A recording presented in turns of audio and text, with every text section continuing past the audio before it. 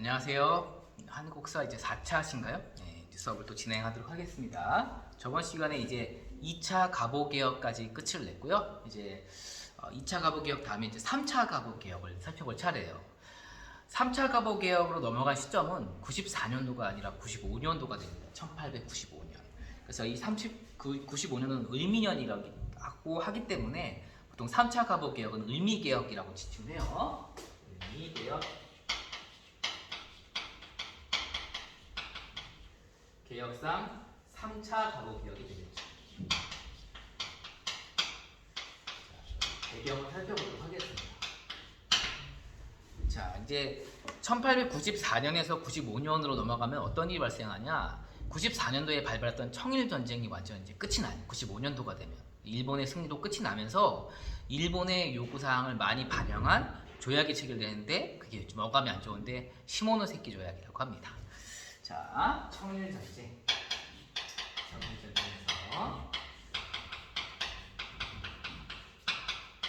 일본이 승리하게 된다. 그리고 이 승리한 일본이 그걸 바탕으로 조약을 제정한 이 조약을 시모노세키 조약이라고 합니다.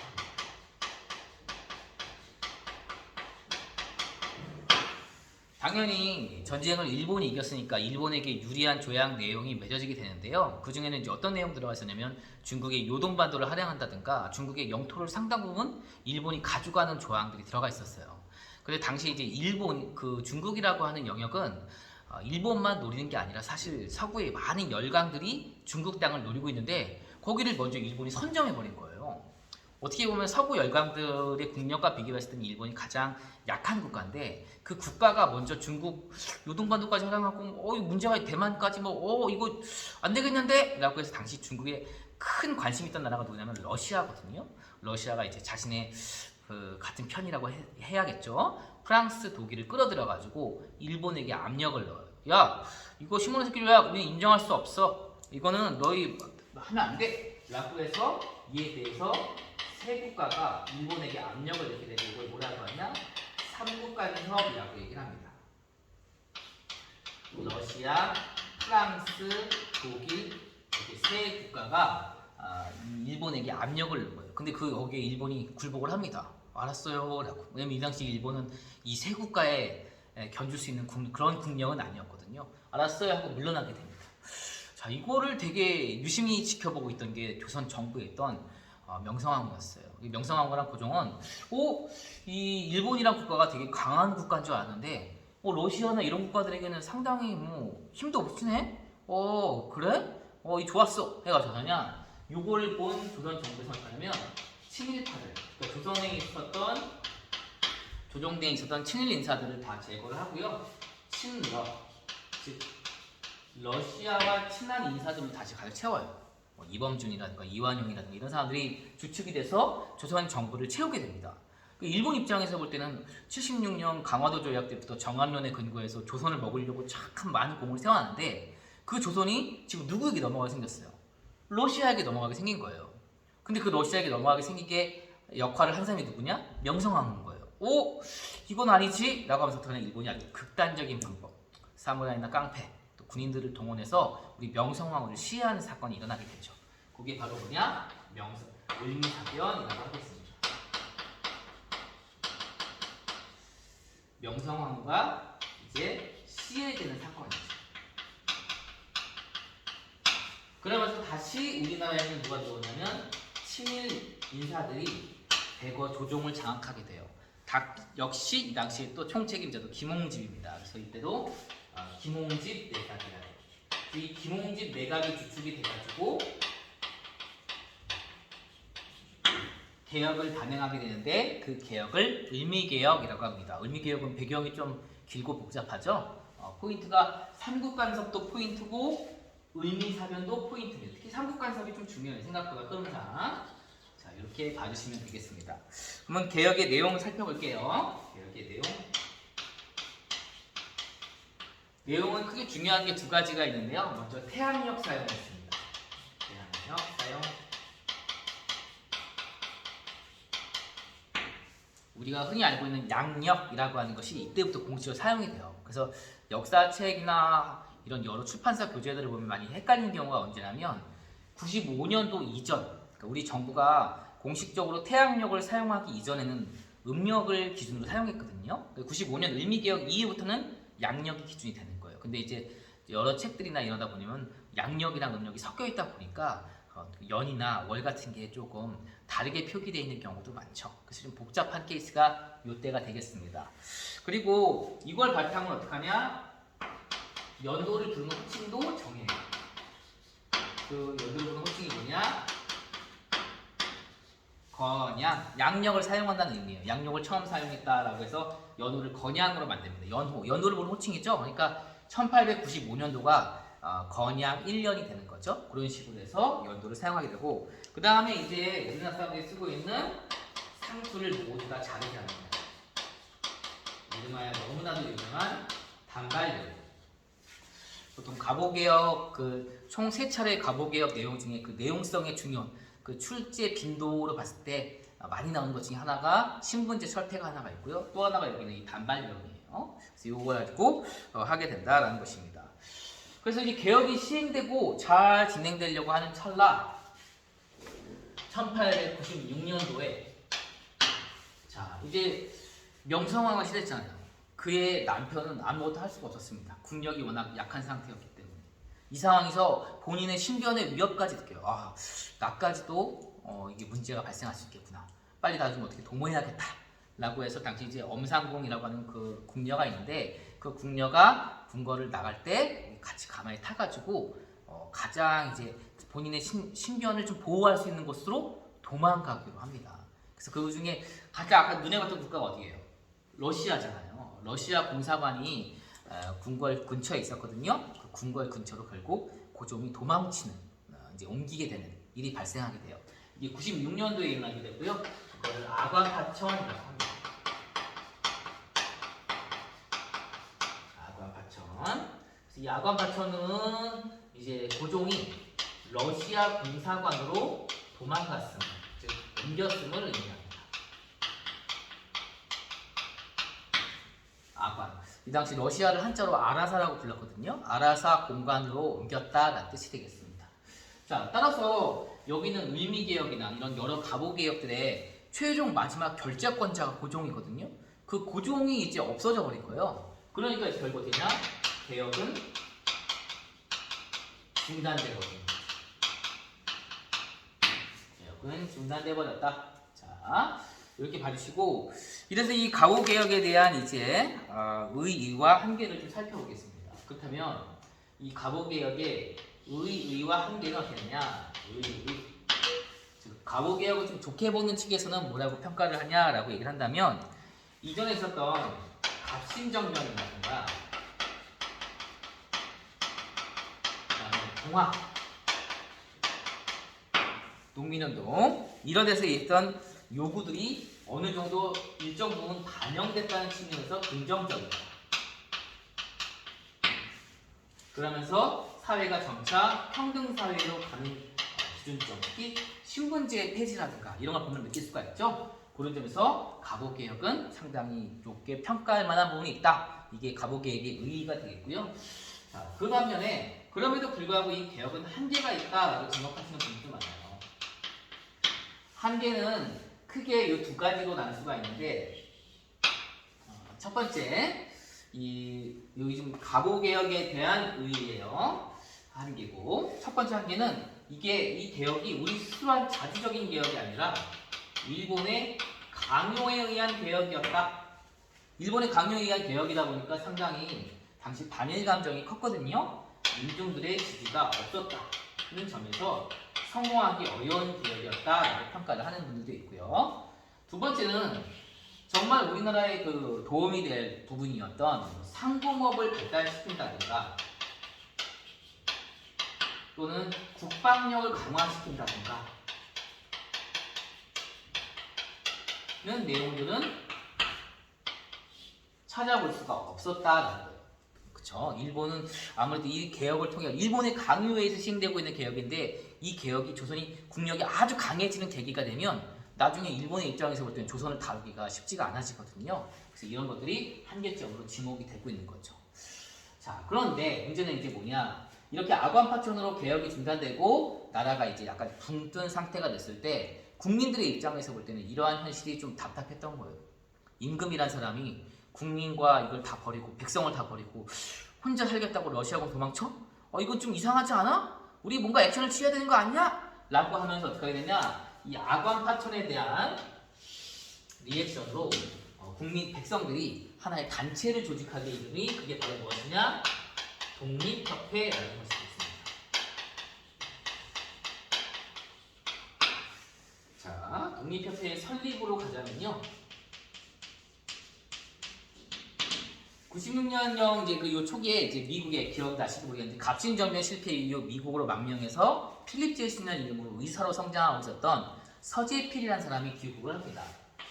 이 서재필이라는 사람이 귀국을 하는데 서재필은 갑신정변에 참여했던 사람이잖아요. 이 사람은 왜 갑신정변이 실패했는가 원인을 분석해 보니까 위로부터의 개혁이었다. 아래로부터의 민중들의 지지가 없었다는 점을 이제 인식을 하게 되고 그러면 사회가 바꾸려면 아래로부터의 지지가 있어야 되기 때문에 이들을 계몽하고 교육을 시켜서 사회를 바꿔야겠다는 인식을 하게 돼요. 그 신념하에 이 서재필이 만든 신문이 무슨 신문이냐면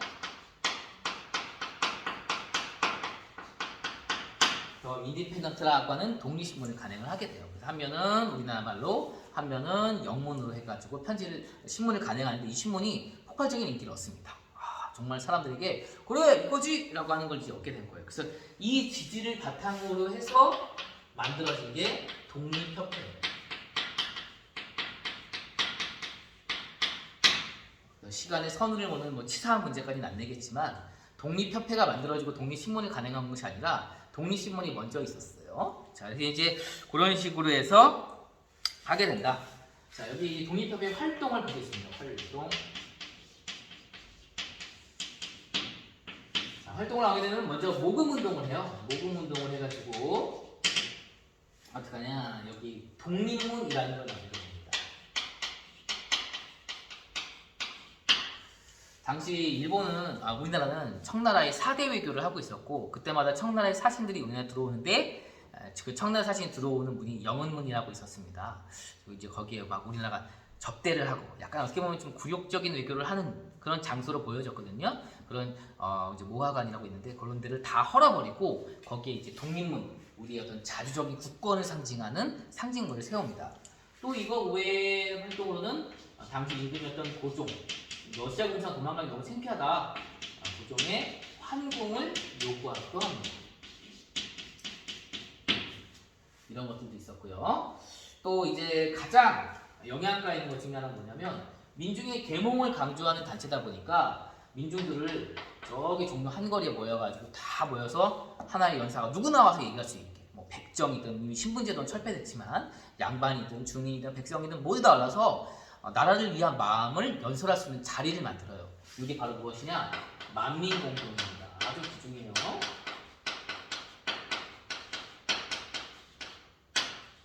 독립협회에서는 가장 출제가 잘 되는 만민공동회죠.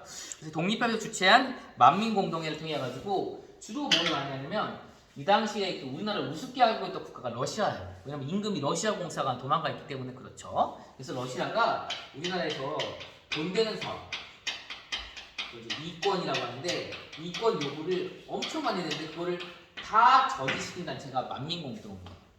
막 저령도라고 있거든요. 그래서 조차한다거나 이런 것들을 다 막은 것들도 만민공동회다. 그래서 만민공동회가 크나큰 인기를 얻어가요. 사람들에게. 야, 만민공동회야말로 정말 대단한 곳이다. 대단한 의견의 소집의 장이고 여기서 많은 것들을 결정할 수 있어! 라고 하다 보니까 이제 만민공동회가 열릴 이때쯤에는 고종이 환궁을 했거든요. 덕수궁으로. 그 상태에서 어떻게 하냐면 신하들이 명령을 내려요. 만민공동회라는 게 참 잘 나가고 있는 것 같은데 너희 관리들도 거기 가서 좀 무슨 얘기하는지 한번 들어봐! 라고 합니다.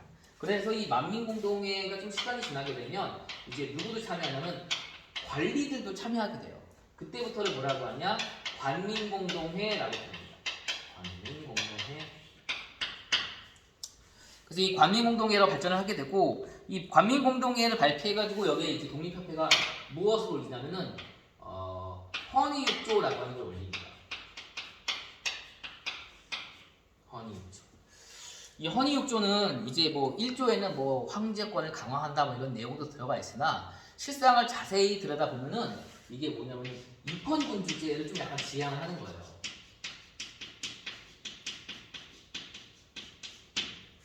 입헌군 주제. 즉 임금은 있으되 법을 지켜야 되는. 군주권이 좀 약해지는 정치 형태죠. 좀 더 뭐 어쨌든 전제 군주정보다는 좀 더 진보적인 한 단계 나아간 정치 형태이긴 한데요. 이 입헌군 주제를 지향하는데 여기에 고종이 이거를 제가를 해줘요. 고종이 이거를 제가 허락을 해줍니다. 그러니까 독립협회 입장에서는 야 우리가 얘기한 헌의역조를 고종이 인정해줬네? 야 여기서 우리 한 단계 더 나가자! 라고 해서 그러면 입헌군 주제를 임금이 승인했다는 얘기는 입헌군 주제를 하라는 얘기인데 입헌군 주제를 하려면 필요한 게 법이거든요. 그럼 그 법을 만드는 기구가 필요해요. 즉 의회가 필요합니다. 그래서 이것 이후에 진행된 게 뭐가 진행되게 되냐? 의회 설립운동이 추진되게 돼요. 의회 설립운동. 그래서 그 의회 설립운동을 위해서 만든 게 뭐냐면 중추원 관제라는 것을 올리게 됩니다. 중추원이 이 당시 이제 의회 명칭이고요. 그래서 황제가 임명한 사람들 반, 나라에서 뽑은 사람, 국민들이 뽑은 사람 반 해가지고 의회를 구성해서 법을 만들고 한번 해보자. 여기까지 나간 거예요. 근데 이제 2단계로 나가면서 이제 누가 있겠냐? 이 당시 독립협회는 이제 이 시대의 관점에서 보자면 진보 좌파예요. 시대를 좀 사회를 바꾸려고 했던 세력이니까.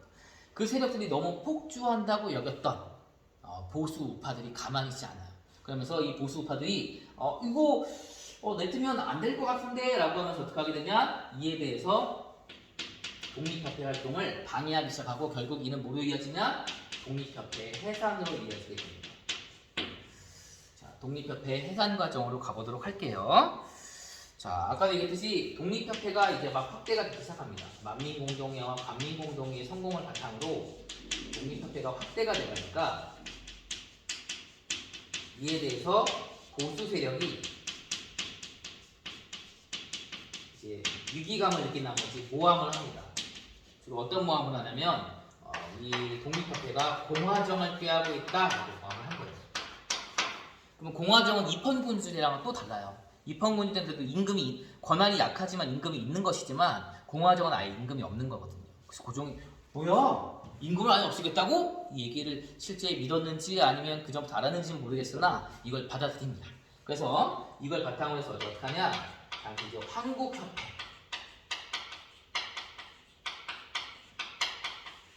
당시 이제 그 보부상들로 조직된 단체가 있습니다.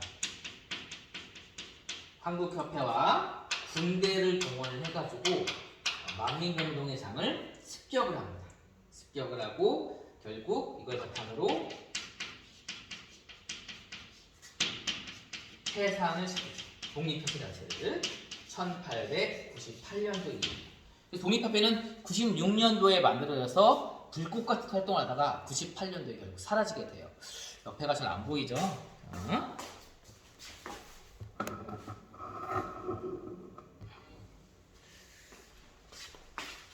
이렇게 해서 됐나요? 보이겠죠? 자, 계속 빈 교실에 핸드폰 앞에 놓고 혼자 얘기하려니까 참 적응은 잘 안 됩니다만. 자, 그래서 이 독립협회는 이렇게 끝났어요. 자, 그런데 이 독립협회가 활동하던 이 시기에 같이 있었던 존재가 있었으니 바로 뭐냐면 이 독립협회가 고종이 환궁을 요구한다고 했잖아요. 실제 고종은 96년도에 아간파천을 단행한 다음에 1년 뒤인 97년도에 다시 덕수궁으로 돌아오게 된 환궁을 합니다. 덕수궁으로 환궁을 하는데 뭔가 좀 이제 자기가 기존의 나약한 모습을 좀 탈피하고 새롭게 좀 강인한 일신된 면모로 새롭게 국가를 개혁하고 싶은 마음을 가져요.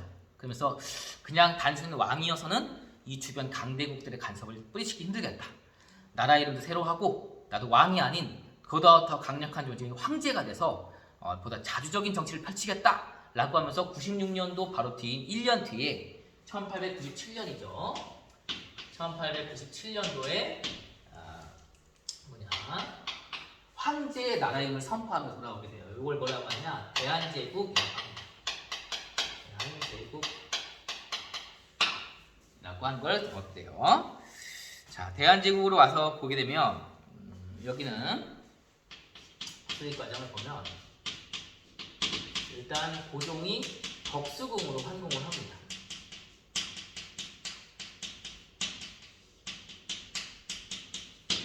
고종이 덕수궁으로 환궁을 하고요. 그리고 이때 이제 환궁하면서 이제 본인이 스스로 황제를 칭하면서 돌아오게 돼요. 황제를 칭하게 되고, 황제는 본인만의 연도를 부른 호칭을 만들거든요. 그 연도를 부른 호칭으로 정하는 게 뭐냐면 광무라는 연도를 가지고 돌아오게 돼요. 그래서 이 1897년부터가 이제 광무 1년이 돼가는 거죠. 그런 식으로 해서 황제 즉위식까지 가집니다. 이때 이제 즉위식을 가졌던 곳이 어떻게 되나요? 그래서 이제 황제 즉위식을 가지게 되고, 즉위식을 가졌던 곳이 환구단이라는 곳이에요.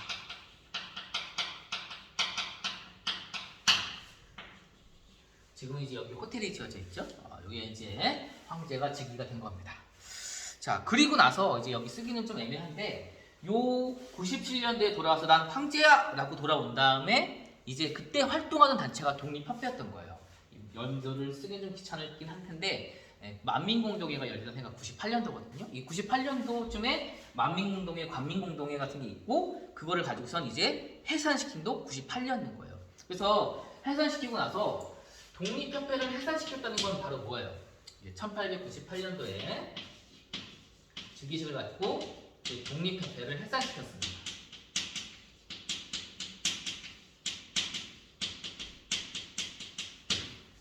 독립협회를 해산시켰다는 얘기는 나 입헌군 주정까지는 안 하겠다는 거예요. 그 얘기 다시 얘기하자면 뭐냐면 황제인 나 스스로 강력한 힘을 가지고 뭔가 개혁을 해보겠다는 겁니다. 즉 전제군 주정을 하겠다는 거예요. 그래서 독립협회를 해산하고 나서 어떻게 하냐?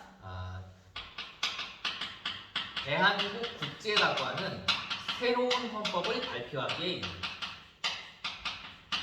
대한민국 국제라고 하는 새로운 헌법을 1899년에 발표를 하게 돼요. 반포를 하게 된다. 반포를 하게 되고, 요거는 이제 뭐 하냐면 전제군주정으로 가겠다는 거예요.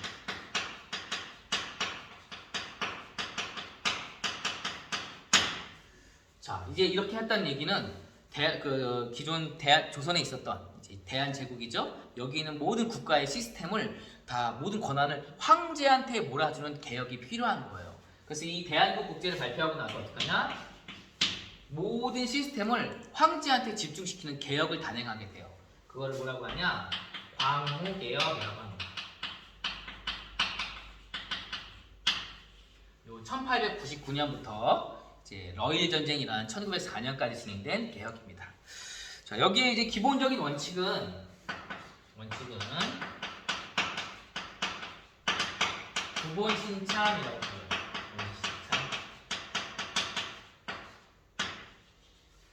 옛 것을 기본으로 하고 새로운 새로운 걸 참고해서 집어넣겠다는 거니까 크게 아주 혁신적인 변화는 아닌 거죠. 예전에 동도서기 이런 단어와 되게 비슷한 단어다라고 보시면 되겠어요. 자, 여기 개혁 내용을 살펴보겠습니다. 먼저 정치 쪽에서는 국내부라는 걸 확대를 합니다. 갑오개혁 때 국내부 기억나세요? 갑오개혁 때 국내부라는 걸 설치함으로 인해서 왕실 사무를 국내부에서 처리하게 함으로 인해서 기존 왕실 이쪽에서는 정치에 간섭할 수 없게 왕실과 정부 사업을 분리한 거잖아요. 여기서 이 국내부 확대는 어떤 거냐면 그 왕실이 소속되어 있는 국내부를 넓혀서 기존의 어떤 여러 일들을 만들 수 있게 만든 거예요. 할 수 있게 만들어버린 거예요. 좀 어렵긴 한데 이 국내부 확대로 인해서 황제권은 강화가 되는 거예요. 왜냐하면 국내부가 하는 일이 커졌기 때문에 그런 것이고요. 자, 두 번째로는 이 군사로서 원수부라는 게 설치가 됩니다. 원수부. 그래서 여기는 군대 통수권.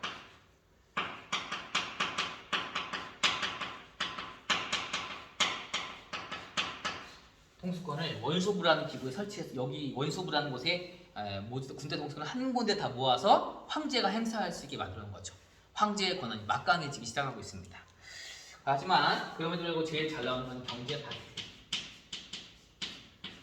경제 파트 쪽에서는 이제 뭘 단행하냐? 양전 사업을 단행합니다. 이 양자는 측량할 양이거든요. 밭전자.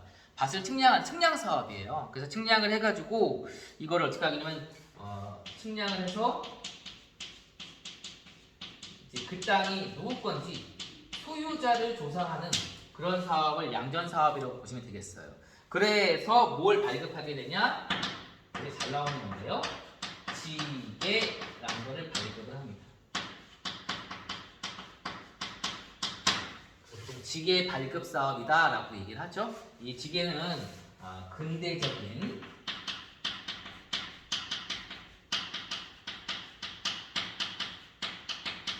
토지 소유 문서라고 받으시면 되겠어요. 수능과 모의고사에 많이 언급이 됐었던 부분이기도 합니다.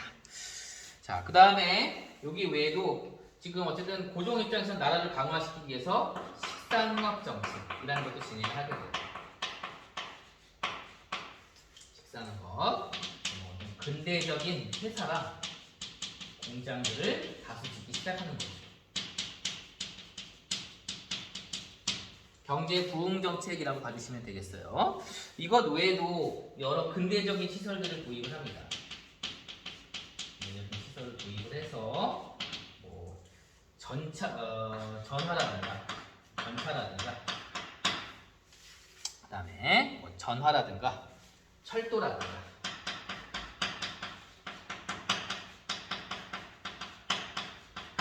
이런 것들을 도입하면서 나라가 부강하게 만들려는 자주적인 개혁을 단행한 거예요. 하지만 이런 자주적인 개혁을 단행하려고 하는 그 기간이 좀 길었으면 또 여기서 달라졌을지 모르겠는데 아까도 말씀드렸듯이 1904년이 다가오게 되면 이런 개혁을 통해서 강해지겠다는 우리 대한제국을 가만히 냅두지 않고 점령하겠다고 하는 두 나라가 또다시 우리나라에서 전쟁을 벌이게 돼요. 이름하여 러일 전쟁이라는 전쟁이 벌어지게 되면서 이 개혁은 전면 중단이 돼요. 그리고 그 러일 전쟁 이후에 우리나라 역사는 이제 급속히 쇠퇴하는 모습으로 갑니다. 그에 대한 내용은 다음 시간에 이어갈게요. 오늘도 역시 고생하셨습니다.